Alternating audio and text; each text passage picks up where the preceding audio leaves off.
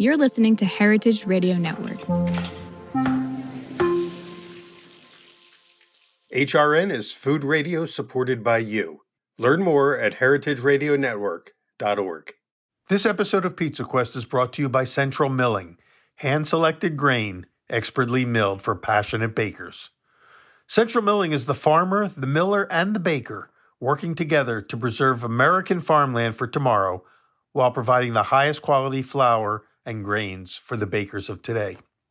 Dating back over 150 years, Central Milling is built on generations of knowledge, and they know that premium flour starts at the source. Employee-owned, Central Milling works directly with their farmers to sustainably grow grains that have exceptional flavor, nutrient content, color, and baking performance, which results in one of the largest selections of premium specialty flour and grains in the country. Hand-selected for the highest baking qualities, milled, cracked, or blended slowly to minimize heat generation, then bake-tested for performance.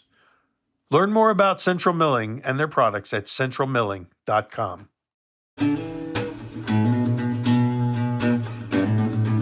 Hi, I'm Peter Reinhardt. Welcome to Pizza Quest. We're coming to you once again, as we've been doing for a number of episodes, from the International Pizza Expo in Las Vegas, Nevada, the 2024 version. We were here last year for 2023. We've been in Atlantic City. We come to these because they're a great place to meet all the luminaries of the pizza world, and I'm with one of them today. It's Domenico Tolomeo, or you say everyone call you Dom or Dominic, or how do you go? They actually call me Mimo. Mimo? Mimo, yeah. Oh, I got to write that down. Okay, Mimo, can I call you Mimo, or do you want to be Dom? Absolutely. Mimo. What is the derivation of that? So in Italy, when you have a first name, they always give you a nickname, but it depends by region. But in Naples, they call you, if your name's Domenico, they call you Mimo. And Roberto Caporuscio, when I started with him, he's the one who kind of gave me that nickname, and it's stuck in this industry. It hasn't gone away, so that's I love cool. it. So Mimo. Well, Mimo, what do? I know that you are now the corporate chef for Orlando Foods, who's a major player here at the Expo. They've sponsored a beautiful booth. They brought us Caputo flour. They have some great pizza makers that you get to work with directly, like Georgia Caporuscio and others. But your role is in-house. You're the corporate chef. What does that mean, corporate chef? So basically, what it means is I represent the brand. I'm the face of the brand. And what I do is I go around traveling around the United States, teaching basically all of our customers or potential new customers how to use our product. I also help troubleshoot with their recipes. I also help them open if they're opening up a new pizzeria, because I've had experience opening up pizzerias for the last few years. So it's a broad range of things. And then when I'm not doing that traveling, I'm developing new recipes for our new websites. Last year I created over 70 recipes for Orlando Foods that we have all up on our websites. And I continue to do that this year. I just try to set goals for myself to do more and more every year. So, how do people who are listening see those recipes? They could go on chowtomatoes.com or caputoflour.com or orlandofoods.com. And I have recipes on each one separated by brand.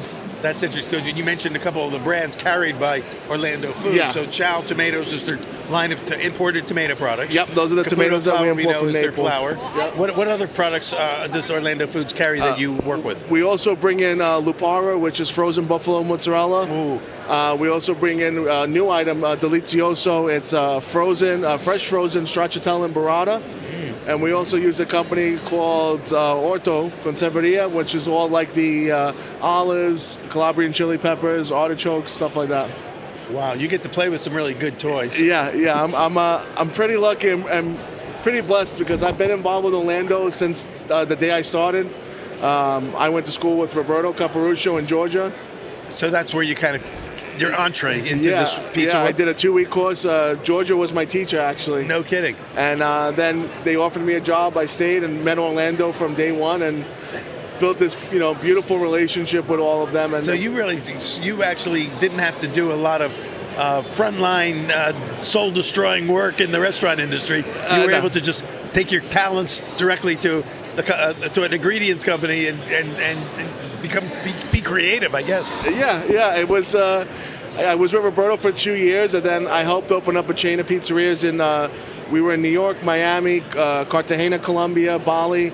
Opened up a bunch of them, and I always used Orlando's products. I was very loyal to the brand because of the quality. Actually have to travel to Bali to help over there? Jeez, what a tough job. Yeah, we were supposed to travel to Bali, and then last minute it was canceled. But I was in Cartagena, Colombia for 3 weeks, opening up the pizzeria, and like I said, I always used the products. I was never sponsored by them. I loved it from the beginning. I used it, and then when that was done, it just kind of became a no-brainer. I would do shows. You were an unofficial brand ambassador, so they made it official. I was doing shows with them, and I just, more than anything, loved being around the people of Orlando Foods and the products. And then eventually it just made sense, like this kind of, should stick together. And it was funny because when we announced I was going to be working for them, and you read the comments, and so everyone's just like, yeah, this makes sense. You're right. They were like, you kind of weren't already?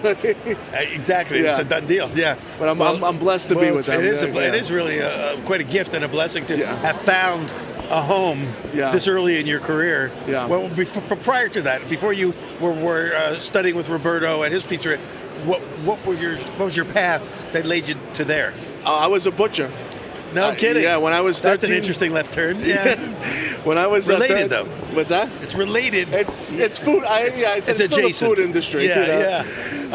When I was 13, I kind of started in the Italian delis in my neighborhood because my father was like, "You're not going to enjoy your summer. You're going to have a job." That's old school Italian parents. Yeah, there you go. So, but then I kept doing it till about I was 30, and I always had a passion for pizza because my mother comes from Naples. I remember when we would go there as a kid, you'd eat the pizza there, and it was just. And when I started to really research it and look into it, the name Caputo always came up. So I started asking around where I could go to school, and at 32 years old, I quit my job, and I was done. I was managing a huge Italian market in the tri-state area. Wow. I could have retired and been done, and I took a chance. I quit my job, went to school with Georgia and Roberto at Keste, and then after I finished, I got offered a job, but as a salad maker for minimum wage.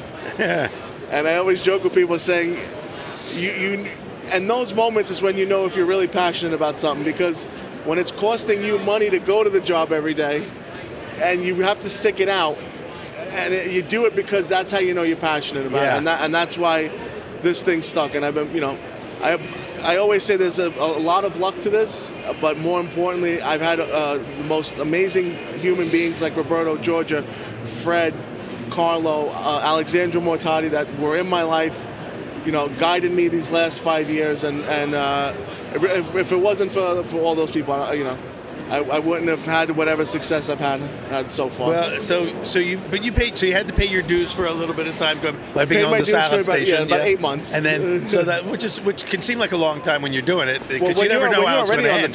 When you're already on the top, I was done. I was at the top of the deli business. Could have retired, and I brought myself all the way back down to the bottom. But that's when you found out that you're willing to go through the fire. Yeah. And thank God I did. So. So in a way, you kind of made your own luck by doing the thing was right in front of you and doing it well. Yeah. So that's exciting. Yeah. Definitely. What do you do? You mentioned developing recipes. Is that your primary work, or is it mostly working with clients and one-on-one type stuff, B2B? I'd say it's split. Really 50-50. Half the year I'm traveling. When you break it down, it's half the year traveling. I do about 25 to 30 trips a year, going to visit customers all over. Like I was just in North Carolina. I was in Alabama with Joe Carlucci, helping him open Valentina's. Really? Yeah. The best part of it is getting to work with all these amazing pizza makers, and what's really makes me proud is that they trust me, to help them develop, if they want to try something different, they want to use Caputo, I could develop a recipe with them. And then, doing the recipes is fun because it's not all pizza. Like we're trying to branch out into saying, hey, we have all these quality ingredients that we could do so much more with. Doing dishes, a lot of pastries, desserts, different types of sauces, different uses for the flour. What else can we do with it besides pizza? So a lot of your work is you have to think about this. Like what are some things that they're not commonly out there. I'm not going to give them another tiramisu recipe. I got to give them something that will be exciting to them. Yeah, and that's the challenging part is we working with a pastry chef, to challenge what I know, right? Like I was, I call it a deli chef. We were not on a line, and we just produced massive quantities. But I was always, just a deli chef or pizza maker. I never really got into pastries. So developing all these croissants and fine pastries that was not my wheelhouse. Learning how to do it with a pastry chef now. We're trying to I tend to lean more towards the Italian stuff. So if I'm developing recipes, notice 90% of them are Italian. But one recipe I recently did was chicken tikka masala using the chow tomatoes. Oh, that's interesting. And that kind of takes me out of my cross-cultural. Out of my comfort zone. And Alexandra Mortati, she's really so great at that. Getting me out of my comfort zone and says to me, "Hey, here's some recipes. Here's a list. Try tikka masala. Try butter chicken.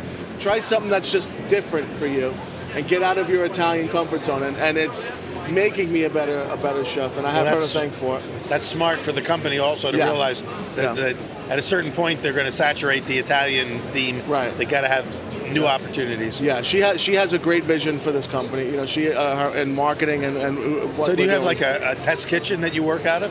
No, I work out of.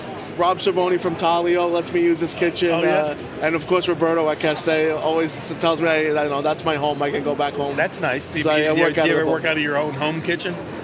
Sometimes, yeah, because you know what? Sometimes, a lot of our recipes is for the retail line that we're starting to push, where the 1 kilo packages of flour. So I really do need a home setting.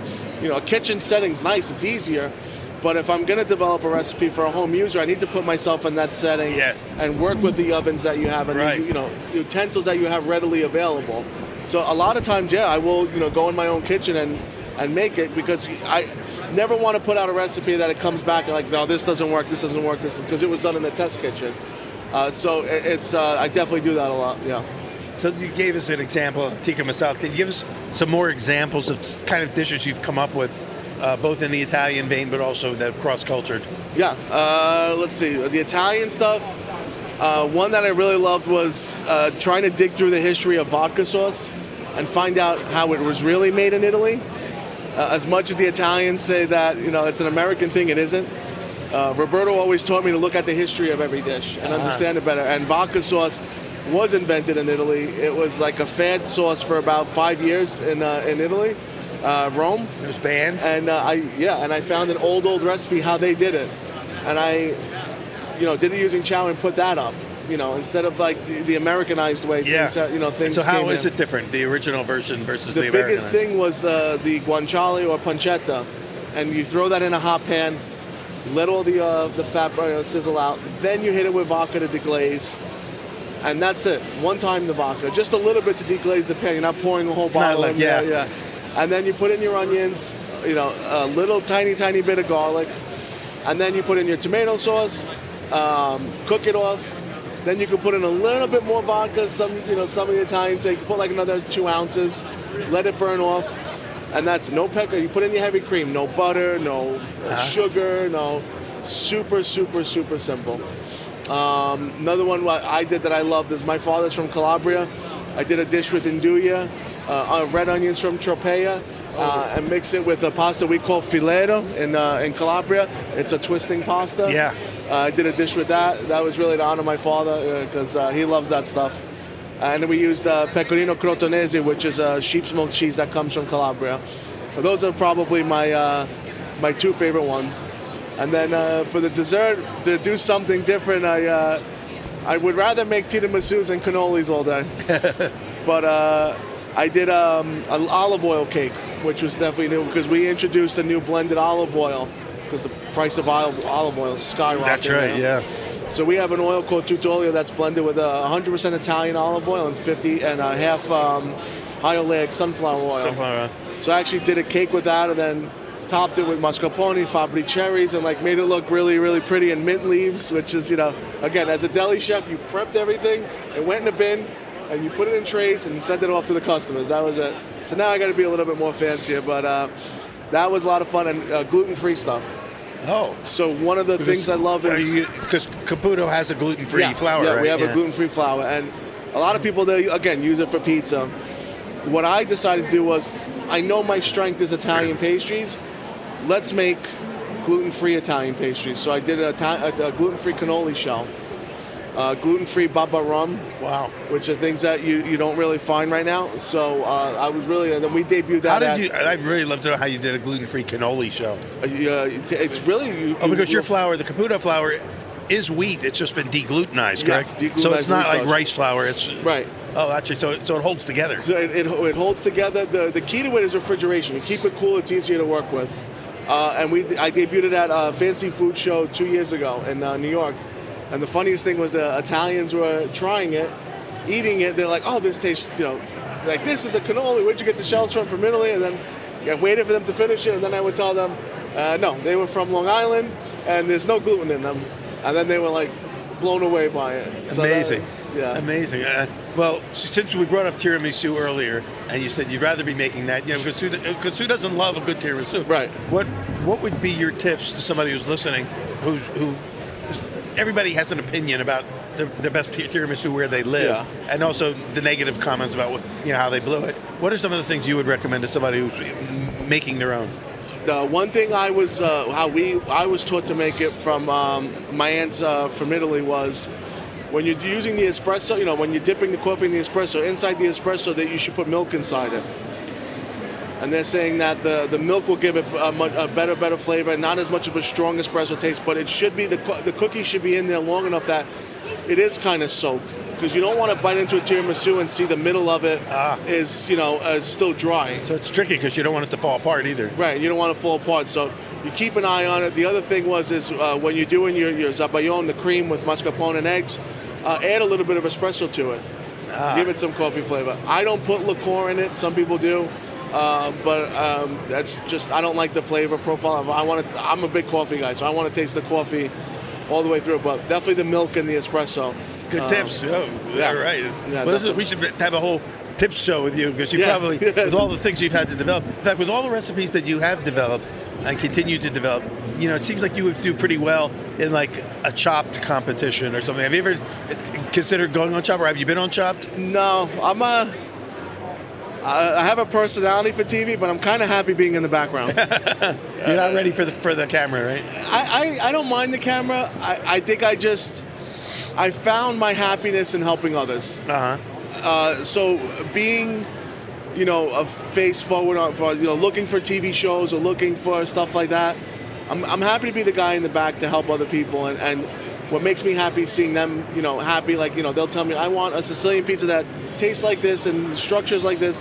And to be able to make that and see them get excited about it, that's everything for me. That's great. I learned in my 6 years in this industry now, like, where I found my happiness. Well, you found your happy spot, which is really great. Yeah.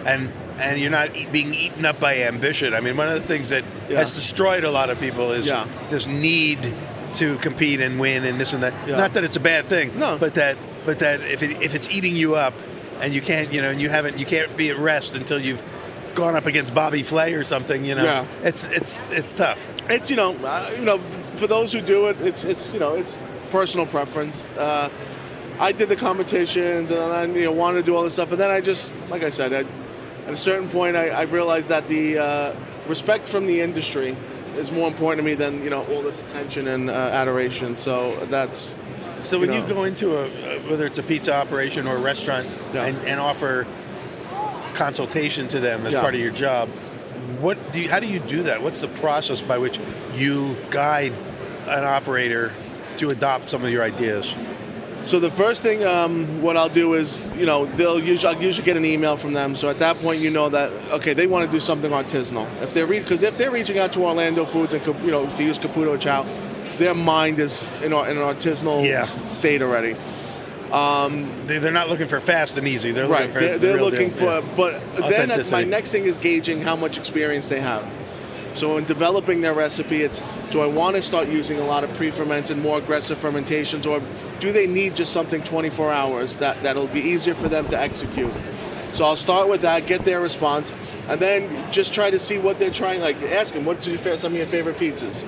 Do you like Joe's? Do you like Neapolitan, but you want Neapolitan crunchier? So what kind of oven are you going to planning on getting, or what kind of oven do you have? And then really it starts with picking the right flour for them, depending on their applications. And then I'll go forward, make the recipes, and then usually by the time I'll go out to them, we'll try a couple of different ones, see what they like, and then just zero in on that and get them trained on it. One of the things I do some consulting on the side. Some of the things I do on the side is consulting, and I find that sometimes people are resistant to your ideas. They bring you in because they want your ideas, and then as soon as you start to give them suggestions, they've already got a zillion reasons why they can't do that or whatever. Do you run into that? Yeah, that's the I say that's the old school pizzerias. Yeah. The old timers. It's funny though because they're probably the ones I'm getting the most phone calls now because they've realized the industry is different. It's changed. Yeah, it's moved on. Yeah. I always say to people, we're in a renaissance of pizza right now. Probably the biggest one because you had one in 2008 with Neapolitan.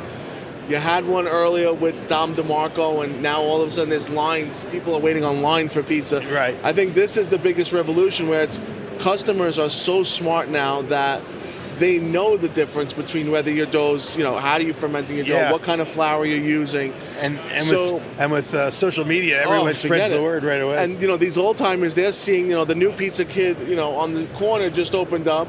He's got an 80s themed pizzeria, but he's got a line down the block and they want to know why. So they'll find out and they'll call us. And, I usually say to them right off the bat, either we're going to do it the right way, or if you're going to fight back on it, it's not going to work. I said, you have to have an open mind to all of this.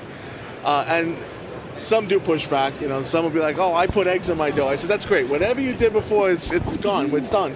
We're switching it. We're going to use 5 ingredients. That's it. Flour, water, yeast, salt, and olive oil. That's it. No eggs, no sugar, no. I said, if you want to change, we're going to change the right way. They're hesitant until they taste it. Then they get it. There you go. Then they understand. At least you got that in your hip pocket.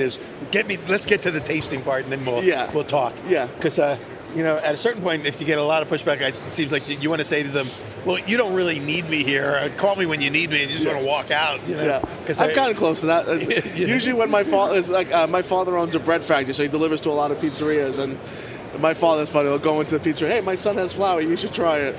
My dad, but sometimes they'll call me, and then my father usually sends me into those types of pizzerias that are like, I don't want to be helped. Right. I only called you because your father twisted my arm. All right, I'm out of here. Goodbye. Don't waste my time or yours. Yeah. Enjoy.